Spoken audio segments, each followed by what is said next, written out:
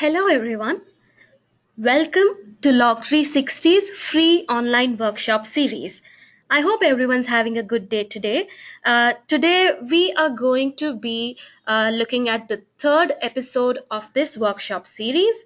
So I would like to start by quickly giving you a recap of what we saw last week. So firstly, my name is Niyati and I am a product specialist with ManageEngine's IT security solutions team. And throughout the course of this workshop, if anyone is experiencing any audio or video troubles, do let us know using the live chat option.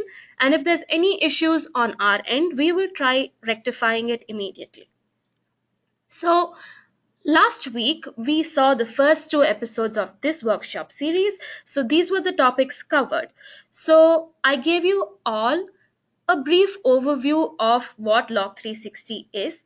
Log360 is basically a comprehensive SIEM solution for your network. So, you can use this solution to perform in-depth auditing of your Active Directory environment using the ADAudit Plus component of the product.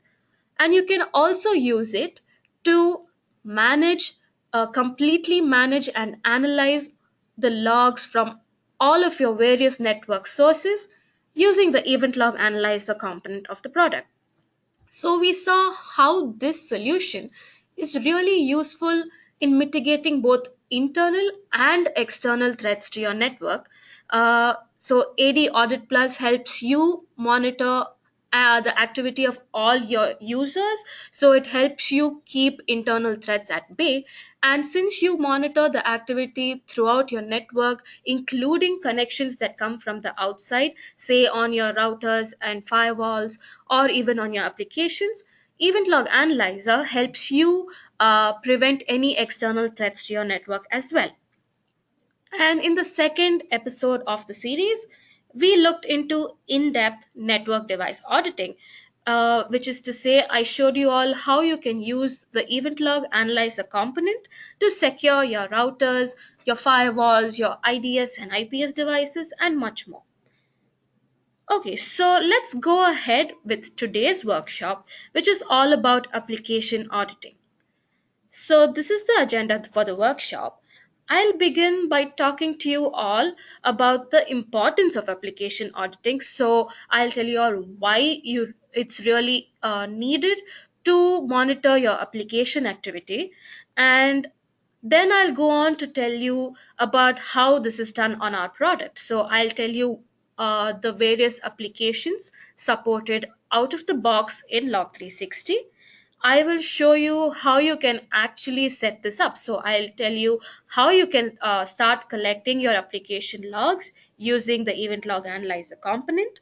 And then I will go a little bit deeper today into the topic of web server auditing. So I'll be showing you some of our predefined reports and cover some use cases in the process.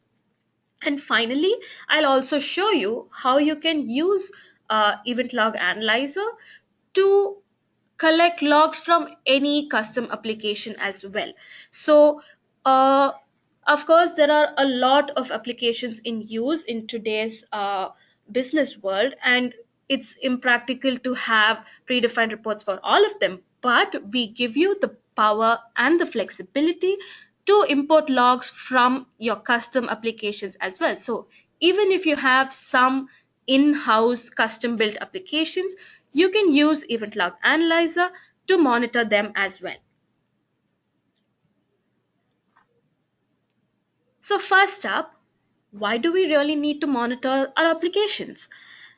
So the thing is, all organizations use a whole bunch of applications. They are a typical organization which is of a medium size, which has more than 500 employees, could probably make use of at least 100 applications. So that's just a ballpark figure.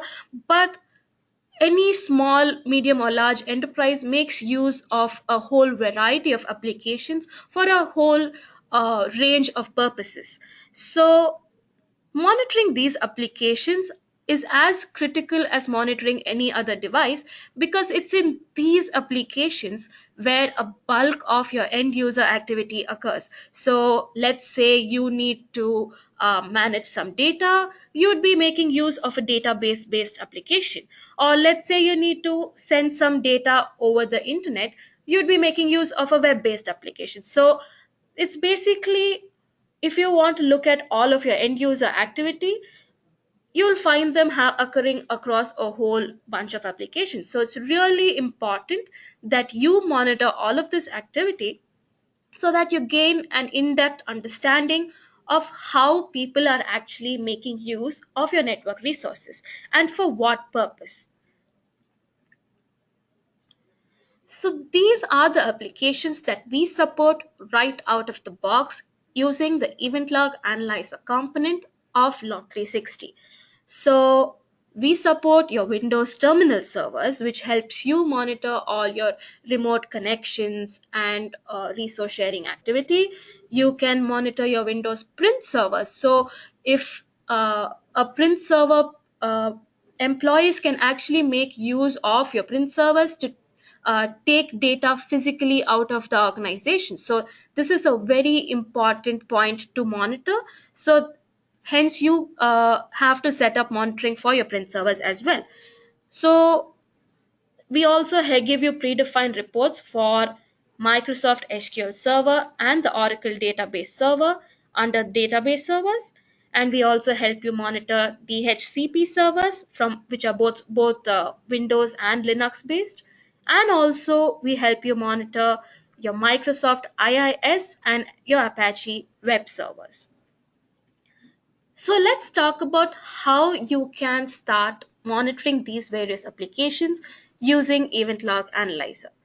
So the first three that I have listed on over here, say your terminal servers, your print servers, and your database servers, you can add these applications by directly adding the server itself for monitoring on your EventLog Analyzer, and with a few configuration steps, you will be good to go. You just have to simply mention that you'd like to collect these application logs from this specific server, and EventLog Analyzer will do it for you. Now, if it's a DHCP server, a web server, or even any custom application, you would have to set this up by directly importing the log files itself. So there are two methods, both of which I'm going to show you right now.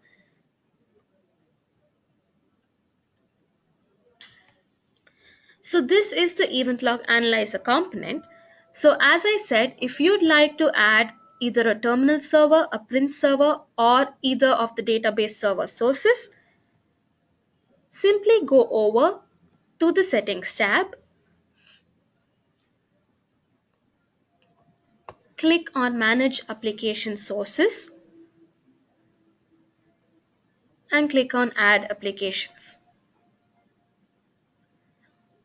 So as I said, to add any of these applications, all you have to do is already add that server itself as a device. So that would be done using the add device feature, which we have covered in last week's workshops. So once you have added the specific server, all you need to do is tell EventLog Analyzer that this specific application is installed on the required server. So let's say it's an SQL server, and then you need to associate it with the server on which it's installed.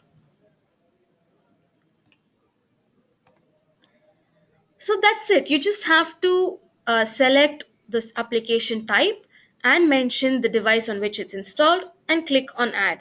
So this is a very simple, just a couple of steps process. And of course, once you do this, you would also have to perform a couple of small configuration steps on the server side as well. So you would have to go over to your application server and set up the logs from the application to be forwarded to EventLog Analyzer, and all of the details on how you would have to do this is covered extensively in our documentation. But of course, if you have any questions, do shoot us an email and we will be happy to help you. In today's workshop, we are going to be looking into web servers in a little more detail. And in tomorrow's workshop, I will explain a little bit more about how you can configure your database servers. Anyway, so this was the first method. And as I said, if you wish to add a DHCP server, a web server, or even a custom application, you would have to directly import the log file. So to do this, once again, go over to the Settings tab and click on Import Log Data. Now this page shows you the list of all the log files that you have imported over time. If you would like to import logs from a new application, click on the Import Log File button that I just showed you. Okay, so this is the page where you import your log files. So there are quite a few options over here that I would like to cover. So you can import log files either from the local device on which you are logged in or from a remote location. So if you're importing it from a remote location, you simply have to specify the remote path. You have to specify the remote device name, provide the required credentials, select the protocol that you would like to use, and select the file after that. If it's a local device, again you have a file selector and you can choose the logs from the usual file browser window that you're all familiar with, I'm sure. So that is to do with selecting the file location from where your logs are located. But of course, there are some other details that you would have to specify as well. So first up, you would have to specify the log format. So if you click on this drop down over here, you will see a list of all the various types of logs that you can import.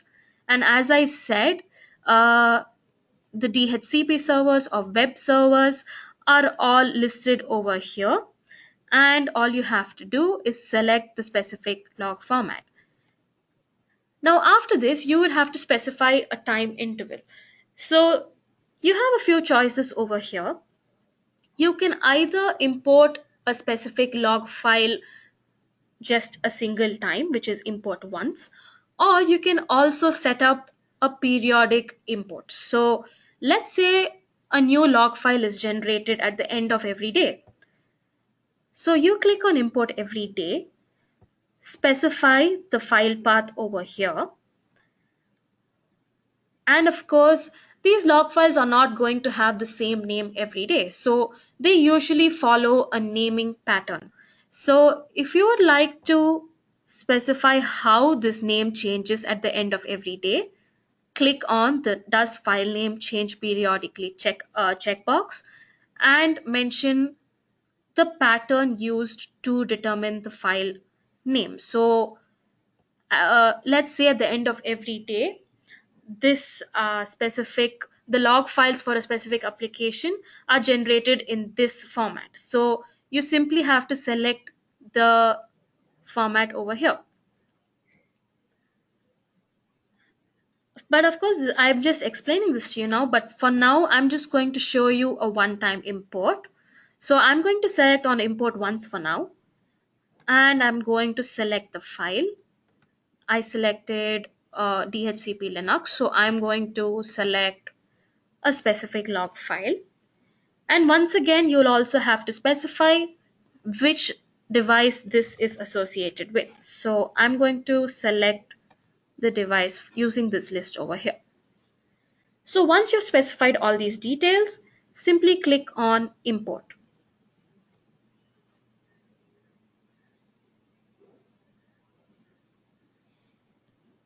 So you can see the status of the file import over here. You can see that it's loading the file into the database. It's going to take just a few seconds, and you can see that it's processing the request now, and it's done. Okay, so you can see that almost 30,000 logs were imported and processed in less than 20 seconds. So you have all the status details over here. And as soon as EventLog Analyzer imports any log file, it creates an instantaneous report which you can access by clicking on this button here.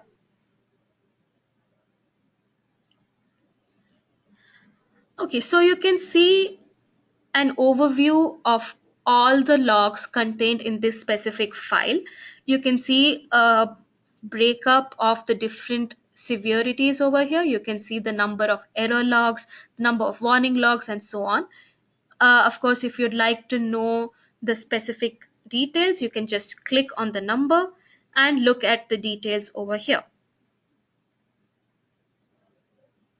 And over here below you can see different types of reports. Let's say the client gateway report or the IP address report, and see how many events are collected under each of these reports. And if you'd like to see the top events, just click on this button over this icon over here, and you can see the details under this. And as I said, if you'd like to know the specific details for any uh, entry, you simply click on it and you can look at the details that you require over here. And of course, if you'd like to export these details, you can always click on export to PDF or export to CSV up here as shown. And of course, if you'd like to customize this report further, simply click on edit and select the various reports that you would like included in this report. And you can see over here that there's also a single page summary, so you can access this report as well and get an understanding of the various types of events that were specified in this log file that you just imported. Of course, this is the quick report that is generated as soon as you import the log file. You can also access several predefined reports for DHCP servers under the Reports tab and the Applications sub-tab. So click on Applications. You can just go over to the DHCP Linux based server reports, and you can see that you have a lot of information provided under each of these reports over here. You have the various stages of the DHCP process broken down into each of its stages: the discover stage, the IP address offer stage, and so on, acknowledge messages. So you just have to click on any of this to get an instant graphical and tabular report. And you also have top reports over here, so you can see the top MAC addresses or the top IP addresses using these reports over here.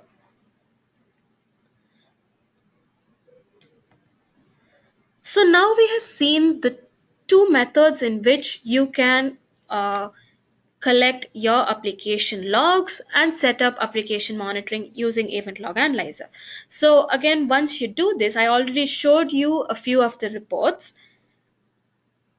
But now I'll talk to you a little bit more about auditing your web servers. So we provide you with a lot of predefined reports for your web servers, and these basically fall under three categories as shown over here.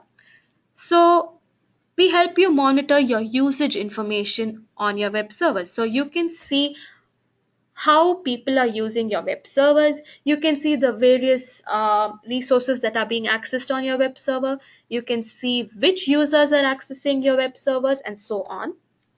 And then you can also use these reports to optimize your server performance, which is to say, we let you know the various errors that are occurring on your web server, the various errors that users or the server encounters. So using the error reports, you can understand what is going wrong in the performance of your web servers and use this information to correct any mistakes and optimize your server performance. And of course, we also help you guard your web servers against attacks because we provide you with comprehensive attack reports as well, and you can see information regarding various common attacks such as the SQL injection attack or the denial of service attack using simple predefined reports. And you can use this information to secure your web servers against any future attack attempts. So let me just go over to the product once again and show you where you can find all these reports. So simply click on the reports tab again.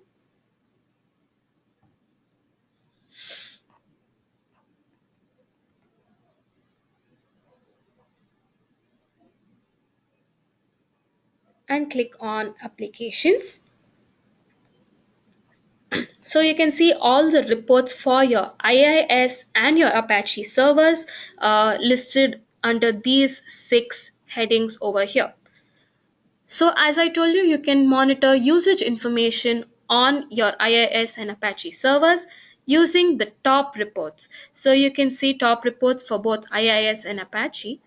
So simply click on any of the reports or any of the information that you'd like to know. So let's say you wish to know the top visitors to your websites. So simply click on the top visitors report and you get an immediate trend graph that shows you the percentage breakup of visits from various IP addresses. Or say you'd like to know the top devices used to access your web server. So again, you can see, the top servers used on among all the IIS servers that you have. So you can see the details over here again. So there are several reports that you can see. You have it for Apache servers as well. Let's say you would like to know the top URLs used. So once again, you get a neat trend graph that shows you the breakup over here. And of course, we also provide you an overall overview and trend report, which you see over here. So if I click on overview, I can just get a breakup over here or a trend report that talks about the usage of your web server across various days. Next up, I told you you can use our error reports to uh, improve the performance of your web servers. So as you see here, there is listed a list of several common errors that are occurred that are encountered during the operation of various web servers. So you see the bad gateway or internal server error. So if you'd like details about any specific error type, you can just click on it. If you have any errors of this specific type, they will be listed.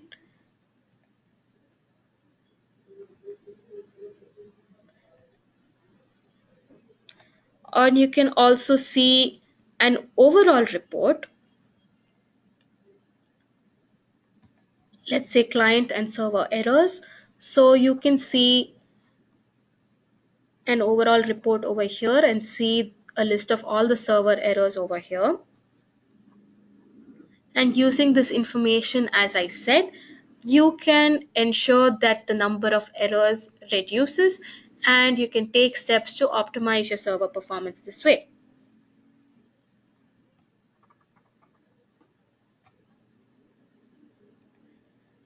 And finally, I also told you have several attack reports which correspond to several common attack types that are encountered on web servers. So as I said, there are the SQL injection reports, cross-site scripting, malicious URL requests, and much more. You can see the denial of service attack over here.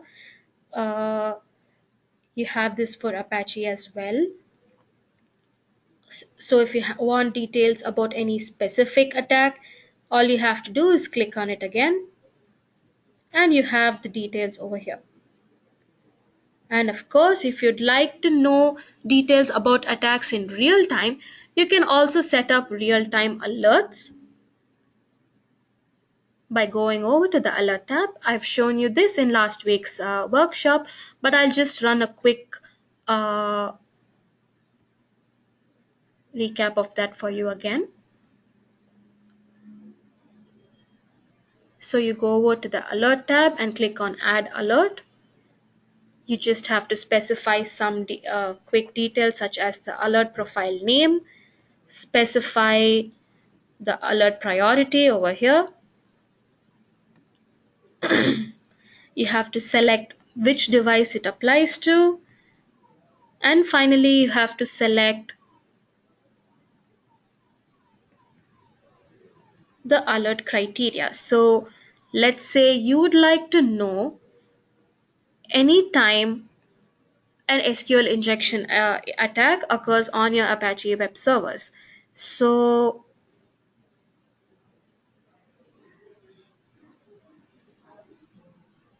all you have to do is select the criteria over here,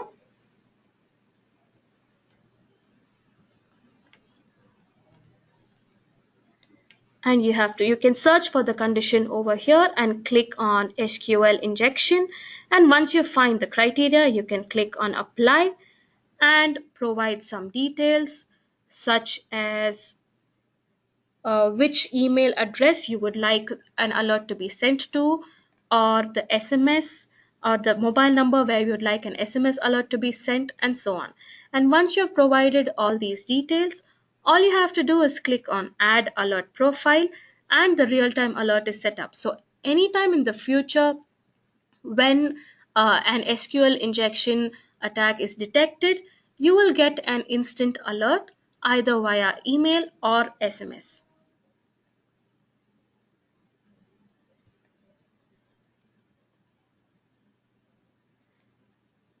Finally, I'd like to talk to you all about how you can use EventLog Analyzer to analyze your custom applications as well.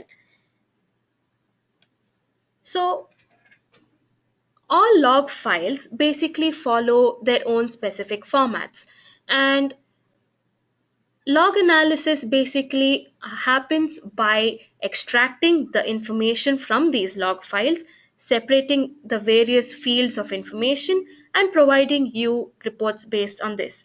So, when you have a custom log file, EventLog Analyzer can import these log files as well, and it identifies several common log fields from these log files. However, custom log files would also have some fields that are not immediately recognized. So we can set up a custom log import by actually teaching EventLog Analyzer how to identify these custom fields of information and import them in the future. So this may sound a bit confusing, but I'm going to show you how you can do this with a live example. So let's consider that you have a custom application within your organization, which is a file transfer application. So the logs for this file transfer application look something like this. Every log for the file transfer app basically contains a timestamp, which is when each file transfer occurs. It contains two IP addresses, which is the source IP address which wishes to transfer a file, and also a destination IP address, the location to which the file is transferred, and finally the file name, which is of course the name of the file that is being transferred. So once again, you have a timestamp, you have two IP addresses, and that is from where the file is being sent to which destination location, and also the file name. So I'm going to be importing this log using the import log feature that I just showed you. So I'm simply going to go over to the settings tab and click on import log data once again. Click on import log file. Now the last time I showed you that there is a list of various log types over here, But if you are importing a custom log file, simply leave it at automatically identify. So what this means is that EventLog Analyzer is going to automatically identify the log type, in the sense it's going to extract all the fields, common fields that it recognizes, such as the timestamp or IP addresses, and it's going to give you the details. So once again, I'm going to create a one-time import. And this is my custom file transfer application log file. I'm going to associate it to the device. So as I said, EventLog Analyzer can automatically extract a few common field types, but it also doesn't know yet how it can identify some of the custom fields. So I'm going to teach it how to do that using the field extraction procedure. So simply click on field extraction, and you can see over here how EventLog Analyzer has identified the various fields from each log. So it's identified the timestamp that I showed you, and it's identified the two IP addresses. However, what it hasn't yet found identified is the file name, because this is a custom field which is not easily identifiable by any third-party application. So now we are going to tell it how it can identify this. So go over to any log over here and click on the tools icon over here. Now I would like to extract the file name from every log that has been imported.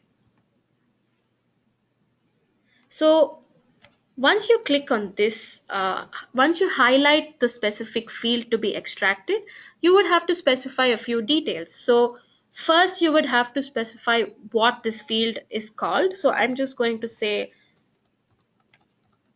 text file. Now you have to tell it a rule that it can use to identify this field in every log. So as you can see, every file name in every log is followed by a .txt suffix.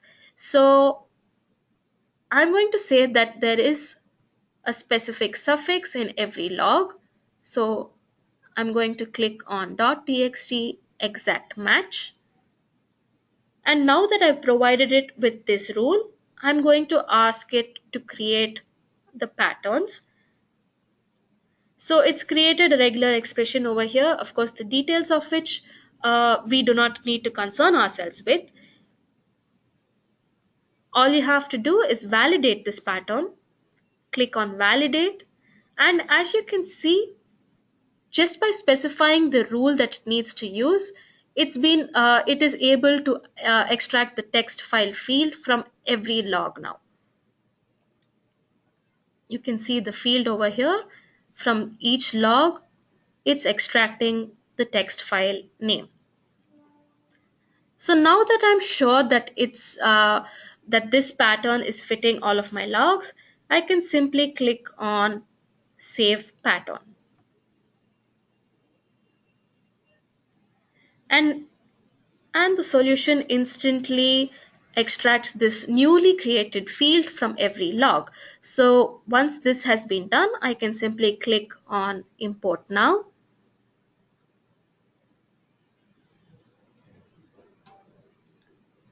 And you can see the newly imported log file with all of its logs that have been created. There are 200 records. Now, once again, you can see the instant report that is created.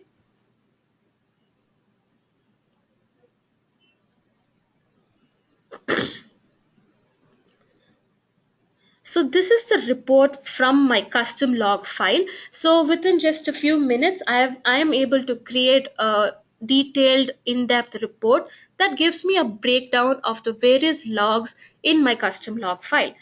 So let's say that I'd like to analyze the various files that are being transferred using my custom file transfer application. So you can just click on text file. This is the click based log search feature that I have explained to you in a previous workshop.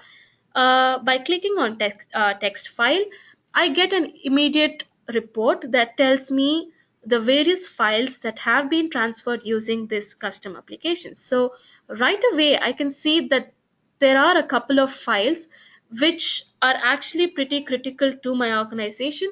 There's a top secret file that's been transferred way too many times for comfort. So I would like more details about the times that this top secret file has been transferred. So I just click on it and I get a drill down report which gives me the details of all the instances when this specific file was transferred. So if I'd like to know which IP addresses are responsible for these file transfers, I can click on the first source IP address and get the details over here. If I'd like to know to which locations the file has been sent, I can click on the destination IP address and once again get the details over here. So you can see in a very short period of time, I have imported hundreds of logs from my custom application. I have got an in-depth report that has given me a breakdown of the various events that have happened on my custom application, and I'm also able to gain several useful insights into how this application is being used. So you can do a lot using the custom log import feature as well. So that's about it for today's workshop. We'll meet again tomorrow for the database auditing and correlation workshop. But if you have any questions about the topics we discussed today, please let us know using the live chat option and we'll get right back to you.